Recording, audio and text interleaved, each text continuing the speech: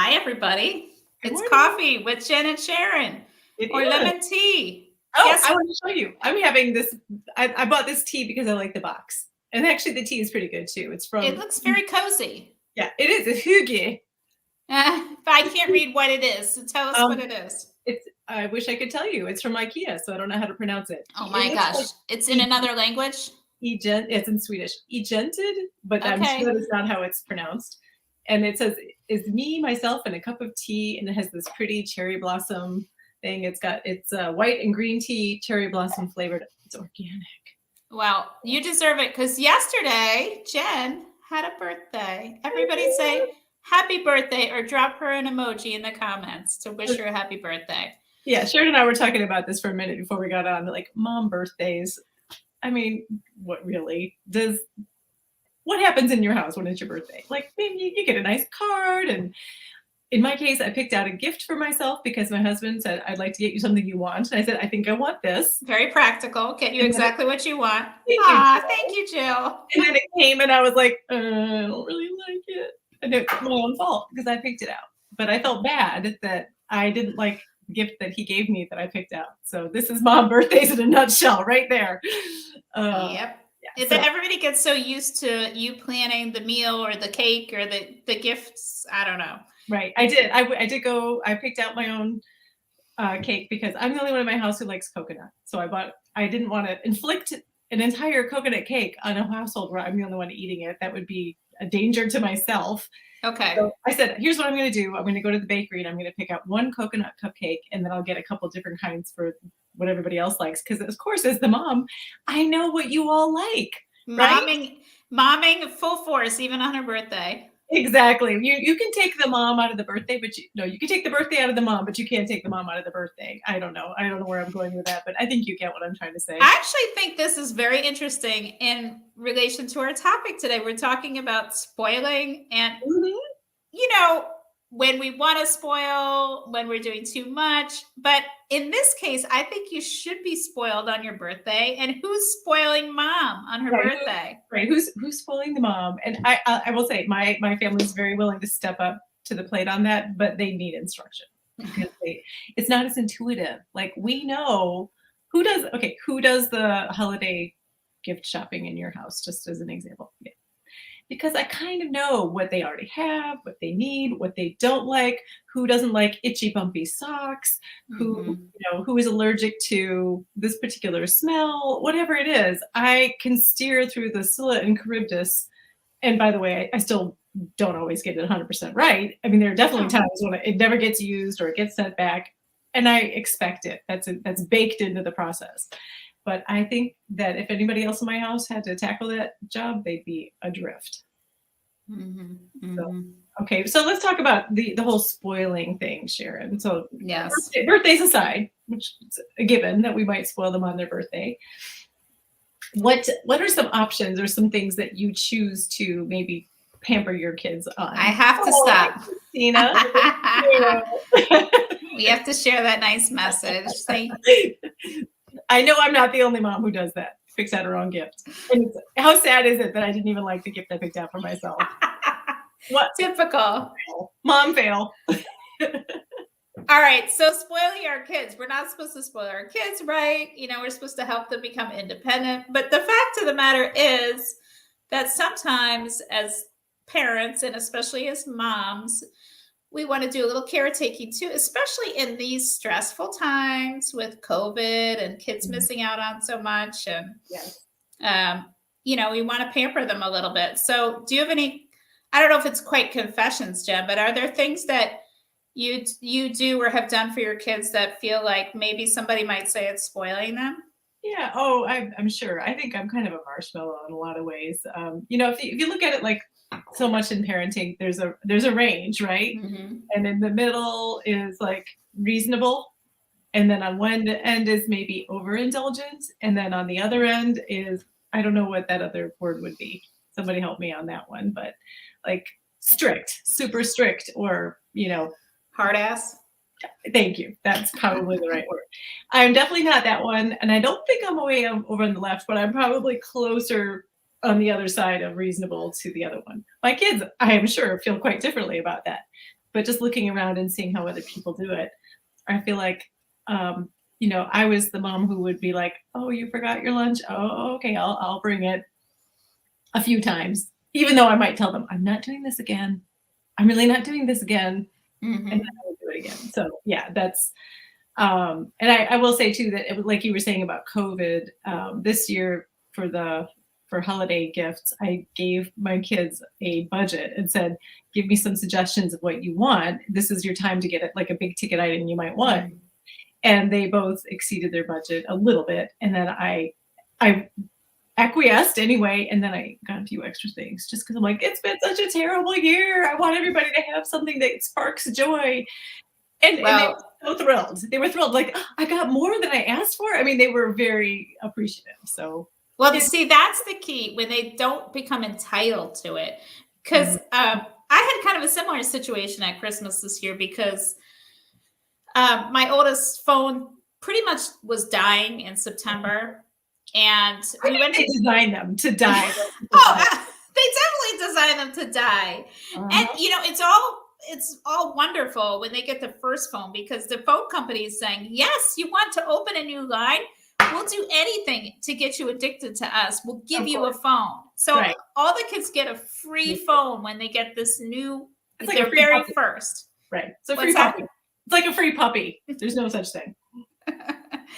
So then it dies, and then we go to the store because sometimes they can fix something. Of course, they can't fix it. They said you can get a new battery, which I don't know what that costs. Not cheap, but not as much as a new phone.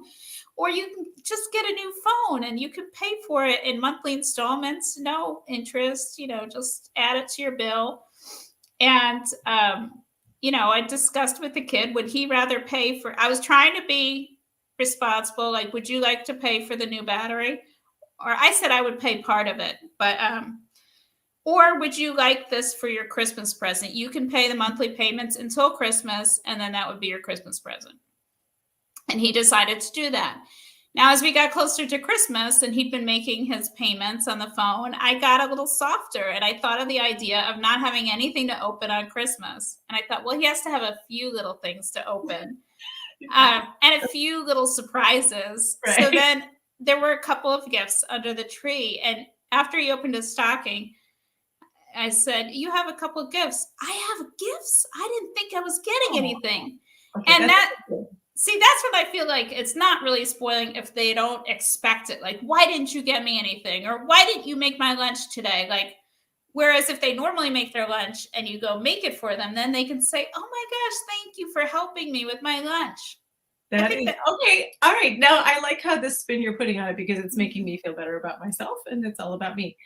And I like the fact that if the litmus test is that they appreciate what you did for them when you eased the restriction or you went a little over and above and beyond, then I feel like I'm hitting out of the park. I mean, because most of the time I think my kids do appreciate when I have bent the rule or eased up on something that I would normally have laid down the law on and said, no, this is the way it's got to be. I mean, I'm sure they probably feel a little bit differently on that, but I mean, most of the time, I think I am close. I like I'm kind of on that reasonable bubble. I like to think. then there's a Um, little push pull because then they'll ask for the thing that you did once too.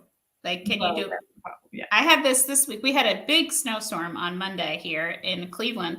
Oh yeah. We had, I think, over a foot of snow. It came pretty much overnight, so we got dumped on big time. Now Monday was no school because it was Martin Luther King Day, Mhm. but Tuesday, the public works people hadn't quite caught up. The Mhm. roads were pretty much plowed, but there were a lot of sidewalks that were full of a foot of snow or more because the plows had thrown more stuff. So our kids, two of my three kids normally walk to school. So yesterday I said, okay, I'm going to drive you to school because I don't want you walking on this main road because there's a foot and a half of snow on the sidewalk. And then this morning, my high schooler said, "Are you going to drive me today?"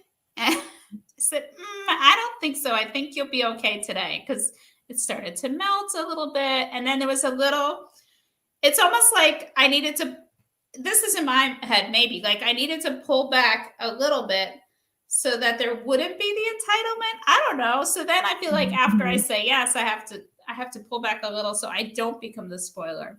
It's Yeah, very absolutely. complex It calculation. is complex. It is complex. And I know one area I could definitely be a lot better in is assigning a task, like a household cleanup chore or something, and then following through and making sure that they do it, even if it means waiting longer for them to get it done or having it not done quite the way I would like it done.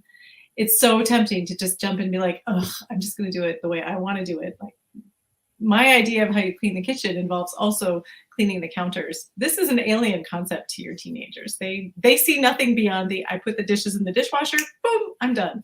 And I'm like, no, you didn't rinse out the sponge, you didn't wash the countertops, let alone look on the floor and see the crumbs, Like, we just got a great new invention in our house that's called a silent butler. Do you know about this? No, what's this? It's a crumb catcher. It's how you get the crumbs off the table so you can keep reusing your tablecloth a little bit longer instead of having to shake it out. Is it a scraper? Yeah, it's a little silver tray. It has a catcher and a scraper. Oh. And so, like, that's one of the things that I would like that to be part of the regular, like, if it's your cleanup time. If I ask you to clean the table off, I would like that to be baked into it. But I am not good about standing around saying, okay, now do this, now do that, now do this. It's like once they flit it off, I'm like, because we want to set it and forget it. We want to say, go do this thing. Unfortunately, that's not the way parenting works. I guess, Yeah, I mean, they're not going to learn to do that unless I stand there and say, okay, but you didn't do this, and now you need to do this. And I'm really not good at that. I need to up my game. Somebody give me some pointers here. I'm guilty because last night I asked two of my kids, oh, can you set the table? And there were newspapers on the table from earlier in the day, and there was somebody's coffee cup that hadn't been, probably an adult's, I don't know, a few little papers from kids. And I came in and the plates were all set in between newspapers. Mm-hmm. And there's an empty napkin holder, and I said, I probably, my expectations were too high, but I said, this doesn't look ready to eat. There's no napkins, there's papers all over. Well, they weren't mine.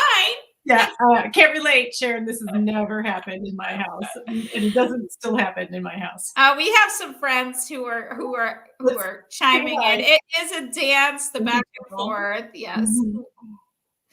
And Michelle is also amening us, which we always appreciate that. Oh, and Lori has snow too. Some of the sidewalks are plowed over too. Okay. Wait, Lori, why are you in Western PA? You're a Texas girl, is my recollection of. I thought Lori was in an RV sometimes. Right. So I tell you, home is where the RV is, right? If I were in an RV, I would not be parked in Western Pennsylvania in January. Absolutely not. There's going to be more to this story. I'm sure we'll hear more from her on that later. Speaking of which, tell us what your pain points are on this. Like, where do you feel like I should be stricter, but I'm not? Okay. I have one. I guess I have a lot of dilemmas here. Dinner time. Okay. So when, you're supposed to make a dinner, you eat it or you don't eat it, whatever. You're not supposed to make custom meals for your kids. Oh, okay. I got to check my notes. I'm writing this down. I'm doing it wrong. I feel like, okay, if you have a 4-year-old, absolutely, maybe you offer, like, you can always have peanut butter, whatever, or there's always something at the table they like to eat is a recommendation that a lot of people give. Like, they don't have to eat everything, but there's something at the table they can eat, whatever. Okay, then when you get to have teenagers, they actually maybe know how to cook a little bit. Mm-hmm. It might be just microwaving. It might be eggs. It might be making a quesadilla. It might be heating up pasta. But at this point, I don't know. Do I just say, fine, if it's reasonably nutritious and you want to make your own thing, just go ahead and make it? Yes. That's what, okay. Thank you for the amen, because that's what I did. Last night, I had this I thought it was wonderful, leftover pasta, this like with cacio e pepe with pepper and cheese. And we added some. I'll take your leftovers. Yeah, we added some andouille sausage and some tomatoes and spinach. It was delicious. and all of the children turned up their noses. Oh, wait, all of them? 3? You're 0 for 3? Well, I had one who was at skiing. So, but yeah, I was 0 for 2, but it would have been 0 for 3. It would have been. It's like when they say toddlers don't want their foods mixed. I think that also sometimes goes for some teenagers. They'll come around, but some husbands are like that. I don't know. Jill suggests ramen. Now, yeah, ramen's a good choice. We had this great conversation on our Facebook page a couple months ago about things that your teens make for themselves, and I could not believe how many parents said ramen because we just never have bought any. And maybe I should make some or buy some and my kids would make it. Yeah. I should try that. And we should share that article because definitely. It's great. It has like 80 things your kids can make for themselves, probably when they're not eating your food at dinner, right? Yeah, I need to go back and find that. Absolutely. Oh, leftovers. I think leftovers are allowed. Oh, I'm not sure if the question is like, should they eat leftovers if they don't want something else, or what if they don't want to eat the leftovers? I don't know, Michelle. You're going to have to clarify. We need advice. Right, and in my house, I do have people who I'm the only person who likes the leftovers because it means it's another meal I don't have to make. But everybody else kind of turns up their nose at it. I'm like, it's another meal. Just eat it. What is Christina's daughter says that they were terrible for offering her plain oatmeal as an alternative to dinner. No, that's nice and whole grain. I love that it has to be plain. Like, I feel like Christina can't put anything on the on other end of the spectrum from like the like she's in, that's reasonable, but I think she's closer to the hard ass than the marshmallow. Well, I think we all have our moments. That's my theory. Jessica, I believe, behind the scenes has posted the 80 easy meals, so check that out. And Michelle clarifies her teen won't eat leftovers. Okay, that's what I was wondering because that is the situation at my house too. And I'm like, hey, you know what? I don't know. So where Sharon and I live, we have older homes and they have this beautiful thing called the breakfast room, or sometimes the butler's pantry if you're feeling bougie about it.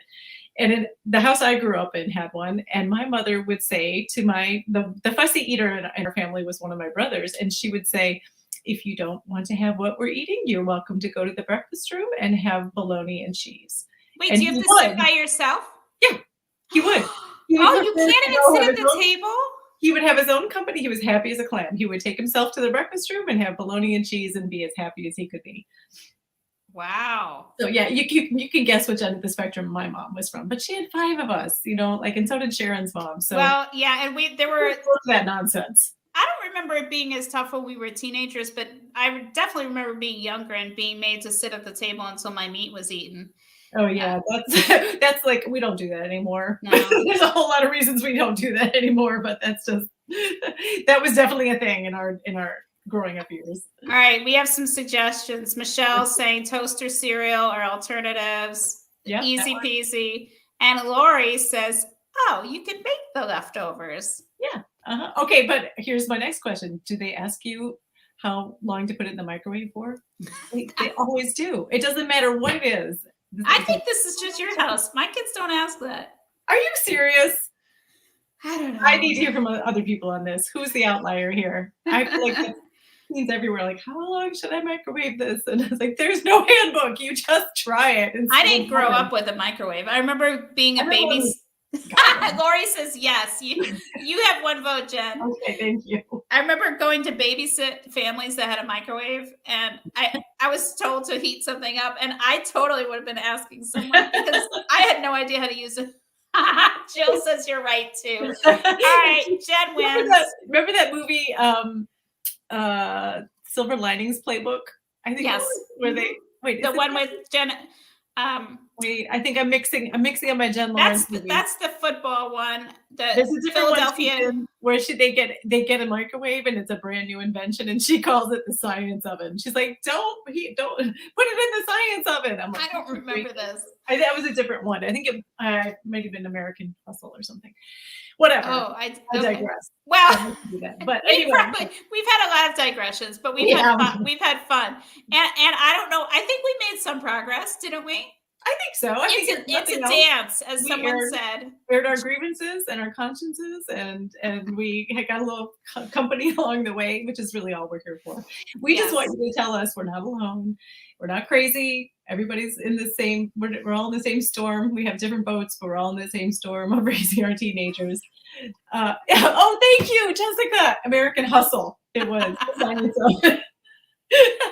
I'm sure there's a GIF on it. We can find that and put that in the I comments. love that later. Jessica looked it up for us. She Oh, yes. she hasn't necessarily seen it, but she looked it up. Jessica's the best. Thank you, She is. Jessica. We love her. All right. We'll see everybody next week, we hope. Yep. And Come back for more scintillating parenting tips. mystery topic we haven't decided. Just You're riff. always welcome to suggest to us what we should riff on and Wait. Are we supposed to be talking about something like tomorrow or next day or like? Is there something- probably, but maybe Jessica knows what tomorrow's Facebook Live is. But if Jessica can look that up while she's doing that, I will say that you should check out, if you have a 10th or 11th grader, our upcoming mini webinars. They're 30 to 45 minutes, 45 minutes long with Q&A. It covers 5 things your teenager can be doing right now to get ready for college, or you can do for your teenager. So we had 9th grade last night. It went great. Most of that. And I think if you are interested in the 9th grade one, you can still get the recording if you sign up, and we will share that link for sure in the notes, because I think they're going to be really useful. I was taking notes last night as I was. Well, you have a 9th grader.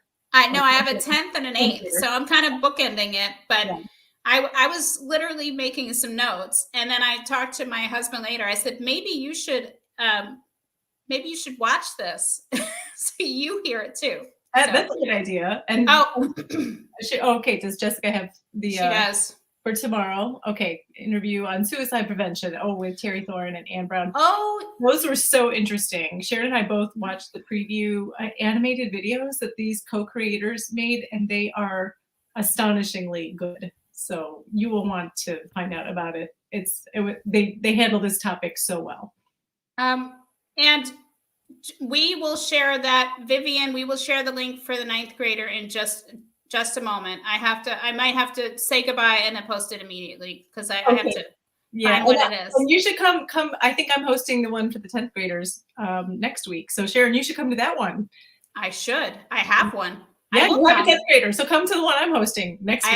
I absolutely will. And I actually think the link I'm going to post will have the 9th, 10th, and 11th grade links. So you can come to all 3. They're free.